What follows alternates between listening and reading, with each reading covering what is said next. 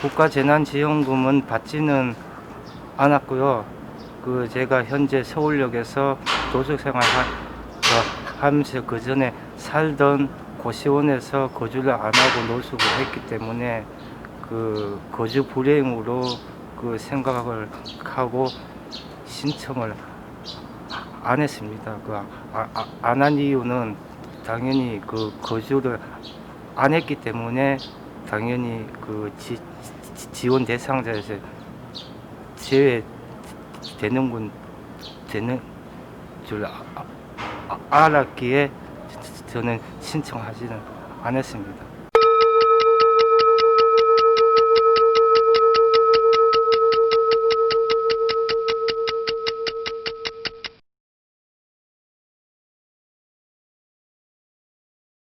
지금 정부에서 코로나 사태로 인한 생계비 지원을 준다고 이렇게 했습니다. 근데 사실 전 국민을 상대로 준다고 이렇게 말을 했는데, 전 국민을 상대로 준다고 했으면 다 줘야지요. 근데 사실은 이 상위층들은 이거 받으나 마나요 사실. 그런데 이 사람들한테 줘야 된다는 거, 이거 사실 미래한국당이 억지 써갖고 만들어 놓은 거거든요. 그런데 실질적으로 받아야 할 사람들은 거리에서 노숙한 노숙자, 아니면 쪽방에서 거주하는 쪽방 주민들이 받아야 되는데, 그들이 못 받고 있다는 얘기입니다. 최하위가. 그래도 수급자들은 수급통장으로 들어옵니다, 돈이. 그래서 수급자들은 받아갖고 용이하게 쓰는데, 수급자들이 아니고 차상위 계층, 홈리스, 이런 분들은 사실 그림의 떡입니다. 왜냐고요? 차상위 계층은 거기 가보면 일용직, 이런 사람들이에요. 하루 나가서 하루 벌어먹고 사는 사람들인데, 이들은 돈을 받을 방법이 없어요.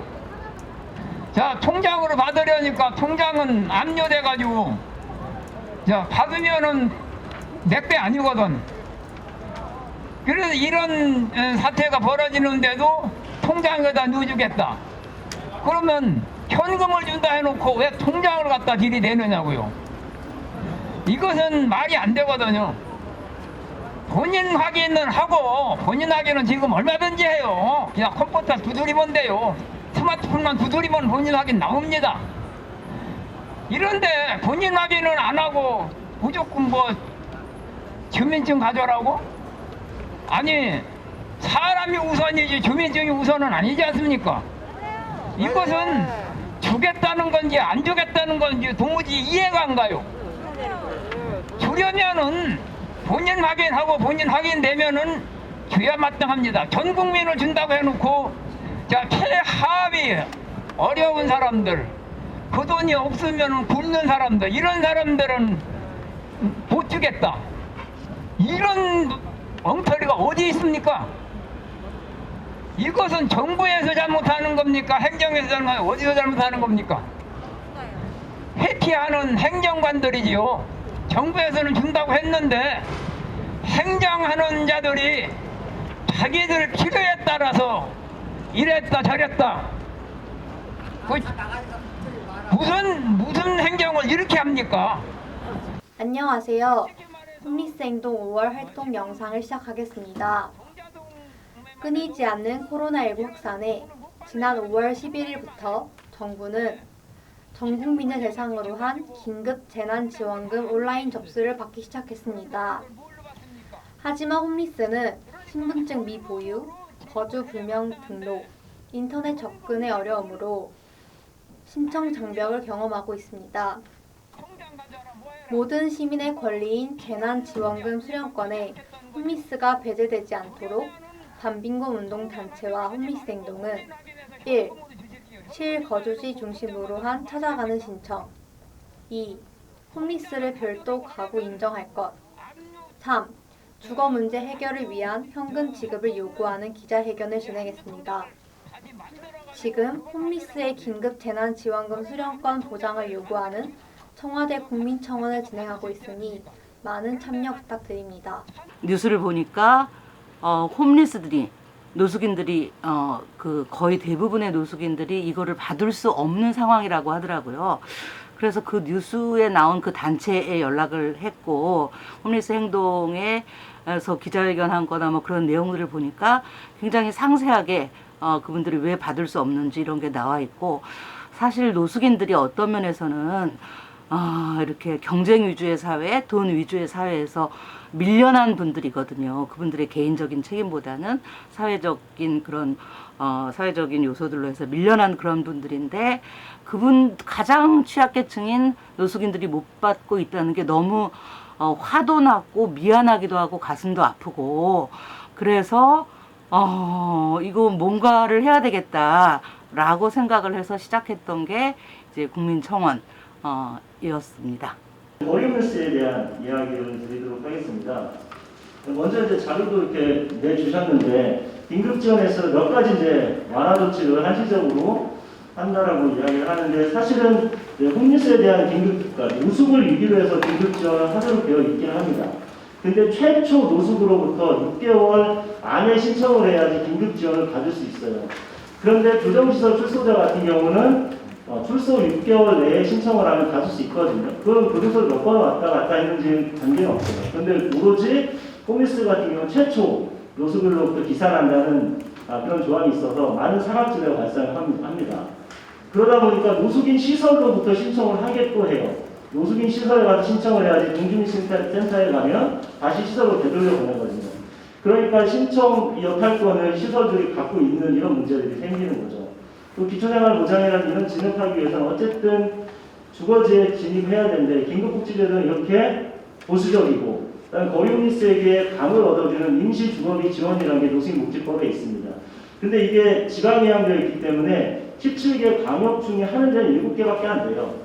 나머지 10개 광역에 사는 사람들은 거리에서 벗어날 수 없고 아무리 가난해도 기초보장제도에 지원할 수 없다는 문제가 있습니다. 그래서 긴급복지제도가 이렇게 찔끔찔끔 뭐 이렇게 기준 완화하고 한시적으로 할 게 아니라 지금 위기에 있는 사람들한테 확 열고 그리고 팬데믹 같은 이런 상황도 위기 사유로 반드시 지정해야지 이런 위기를 좀 잘 넘을 수 있다라고 생각을 합니다. 그리고 마지막으로 재난지원금에 대해서 분통이 터지는데요. 저희가 5월 9일날 10일날 서울역에 나가서 이틀 동안 긴급 실태조사를 했는데 102명의 거리홈리스가 응답을 하셨어요. 지자체에서 하는 방식과 중앙정부 재난지원금 방식이 똑같기 때문에 온라인 신청하고 카드 주고 이런 방식이 같기 때문에 지자체 재난지원금 얼마나 받았느냐가 향후에 전국민 재난지원금을 얼마나 받을지에 대한 선례가 될 거라 생각해서 조사를 했어요. 했더니 102명 중에 긴급재난지원금 받은 사람 12명밖에 안 돼요. 왜 못 받았어야 하니까 10명 중에 4명은 서울에 주소지가 안 되고 지방에 돼 있어요. 그리고 통장 있고 신용카드 있는 사람은 20% 정도밖에, 20-30%밖에 안 돼요. 그리고 받으면 뭐를 하고 싶어요? 라고 물어보면 절반 정도가 주거비를 쓰고 싶다라고 해요. 근데 전국민 대상 지원금 받은 사람들 조사에 한 60% 정도는 식료품비로 썼다고 하더라고요. 홈리스 같은 경우는 집이 없기 때문에 주거비를 쓰고 싶은 거죠. 물건 사서 어디다 쟁여놓을 겁니까, 이거를.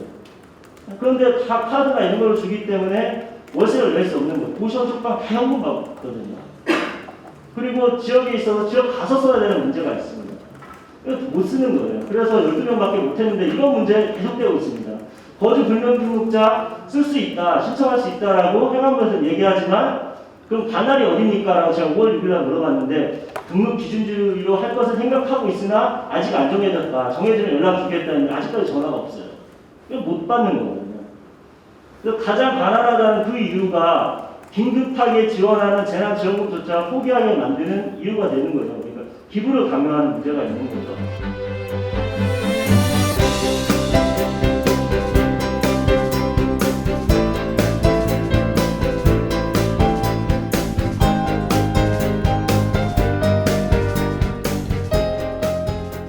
다음은 아랫마을 홈리스 야학입니다.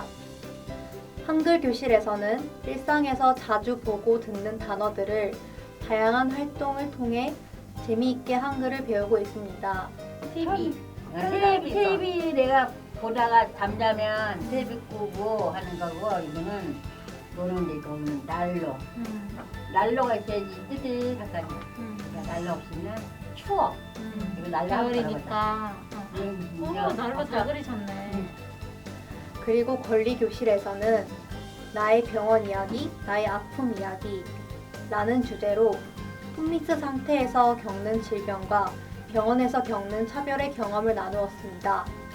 매일방 그냥 간질약 먹고 비뇨기과 약 먹고 정신과 약 먹고 고혈압 약 먹어요. 그리고 이런 약은 지금 병원 잘 다니는 게 중요하다는 거 아는데 광신 사이비 종교 집에서 태어나가 너무 지나치게 기독교인데 광신자적 기독교 집에서 태어나가 의사 말고 의사 짓는 게 중요하다는 거 모르고 컸어요. 광신자 집에서 태어나가 지나치게 목사 말에 의존하고 종교성이 심해가지고 지나치게 목사에 기대고 아플 때 병원도 자유롭게 못 가고 그랬어요. 또 컴퓨터 교실은 컴퓨터를 통하여 다양한 정보를 쉽게 접하고 온라인으로 서로 소통하는 공부를 하고 있습니다. 글자 뭐야? 글자가 지금 26으로 되는데 너무 크죠? 네, 이 정도 될것 같아요. 네. 살짝. 아니 왼쪽 것. 네. 마지막으로 건강교실은 반복되는 생활 패턴에서 오는 각종 스트레스와 경직을 체조로 풀고 있습니다. 이 동작을 저희는 하나, 둘 이렇게 했지만 실제로는 하나, 둘, 셋, 넷, 둘, 셋, 넷. 하나, 둘. 팔이라도 맞으면 맞아 보여요. 팔이라도 맞으면.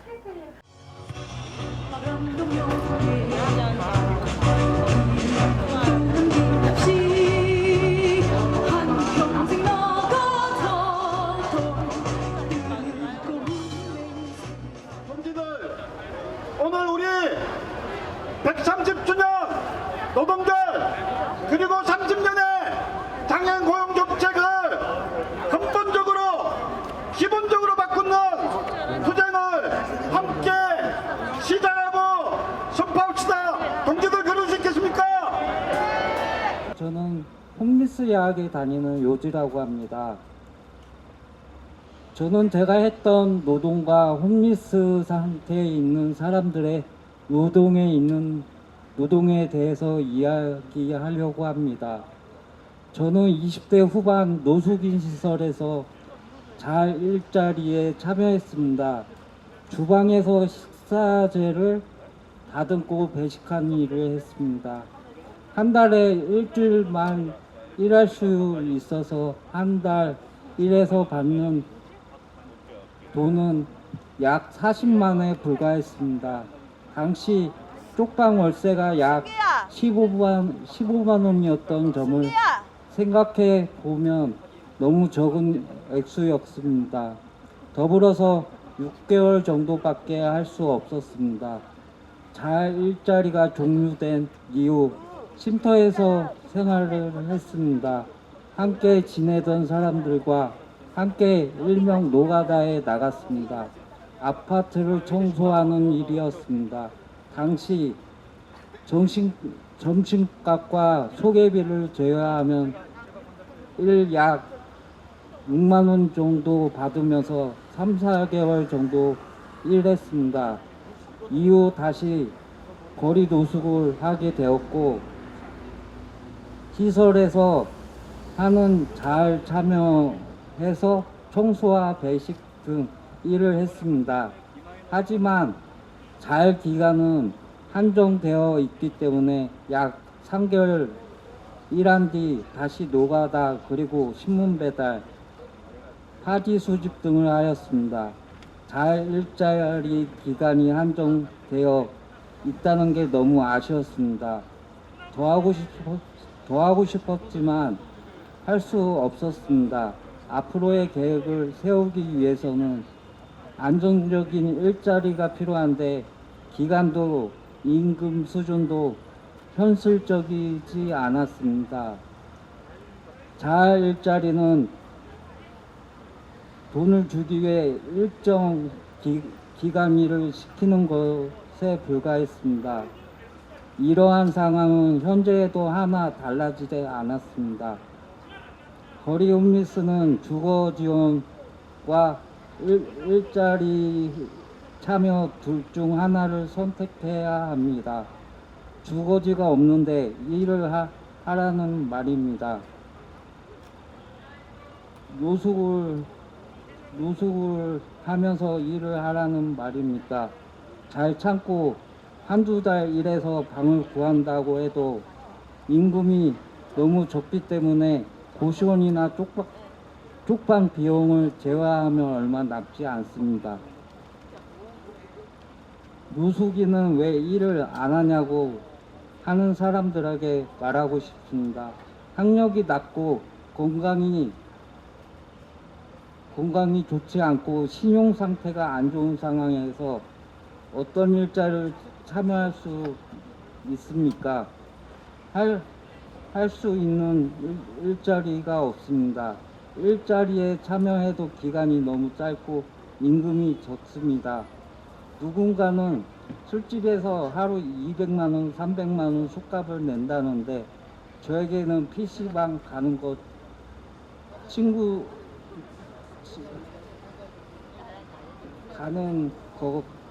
친구를 만나서 술을 먹는 것이 사치입니다. 실제 홈리스 상태에 처한 사람들이 참여할 수 있는 일자리가 없습니다. 그나마 있는 일자리도 임금이 너무 적습니다. 노동법에서 정하는 최소한의 조건조차 적용되지 않습니다. 홈리스 상태에서 할 수 있는 안정적이고 안전한 일자리를 만들어야 합니다. 현실과 동떨어진 일자리로는 홈리스 문제를 해결할 수 없습니다.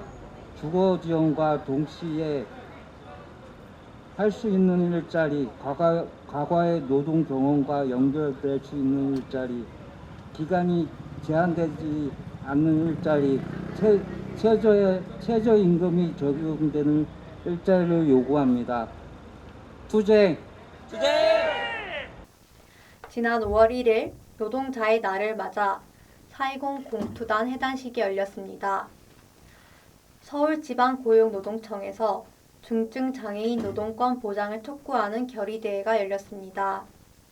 집회가 끝나고 대학로 마로니에 공원까지 행진하였으며 마로니에 공원에서 차별받는 장애인과 빈곤계층에 대한 차별을 중단하고 복지 정책을 확충하라고 요구하였습니다. 제대로 된 집에서 누구나 살 권리가 있다고 모르는 사람 한 명도 없는데, 그런데도 비정적 주거의 문제는 계속되고 있고 시설에 장애인들을 가두고 노숙인들을 가두는 일은 계속되어 왔습니다. 코로나 대책 이후에도 이 대책은 무척이나 차별적이었습니다. 집회 시위를 자제해야 된다라고 이야기를 했지만 대구에서조차 매일같이 살인적인 강제 집행이 일어나고 있습니다. 철거민들의 집회 시위 신고를 받아주지 않으면서 수백 명의 용역이 몰려와서 스카이차를 동원해 집행되는 살인적인 강제 철거는 그대로 허가가 났습니다. 그 안에서 지금 철거민들은, 대구 동인동에 있는 철거민들은 물조차 제대로 받지 못하고 식수나 휴대폰 배터리조차 받지 못한 채 고립되어 싸우고 있습니다. 재난의 상황이라고 하지만 지금 현재 싸울 필요가 있는 사람들에게는 차별적인 대응 조치가 이루어지고 있습니다. 갈 곳이 없어서 서울역 벤치가 아니면 다리를 쉴 곳이 없는 사람들에게 서울역에 있던 의자를 없애버렸습니다. 직장에 나가야 하는 노숙시설에 있었던 한 노숙인에게는 방역대책이라며 여기에서 퇴소하거나 아니면 직장을 그만두라고 얘기했습니다. 직장과 잠을 잘 곳 중에 어떤 누가 둘 중 하나만 선택할 수 있단 말입니까? 이렇게 코로나 대응에 따른 대책은 누구나 집에서 잘 있으면 해결될 수 있다라고 이야기했지만 자기 방 안에서조차 타인과의 2m의 거리를 벌릴 선택조차 할 수 없는 쪽방과 고시원에 사는 사람들, 찜질방이나 여인숙을 전전할 수밖에 없는 사람들에게는 아무런 대책이 되지 못했습니다. 동기들과 함께 힘차게 다짐했던 기억이 납니다. 우리의 1840의 농성은 적지만 또다시 언제든지 문재인 정부가 약속한 것을 약속을 어기면은 다시 농성하겠다는